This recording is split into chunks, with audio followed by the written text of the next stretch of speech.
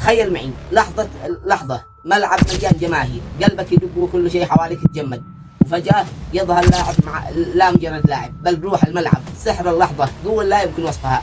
هذا هو سالم الدوسري. سالم هداف وقناص، لكن أكثر من هدف سريع. هداف سريع ومرن، لكن أكثر من سرعة. صانع لعب ويدهس الدفاعات، لكن أيضا قائد يرفع الفريق من الأرض إلى السماء. كل مباراة كبيرة، كل دبي، كل كلاسيكو دائما هناك ينتظر اللحظة المناسبة اللي يصنع الفرق ليحول المستحيل إلى حقيقة. تخيل هدف ضد الأرجنتين، المراوغة والدوران ولمسه وتسديده وانفجرت المدرجات.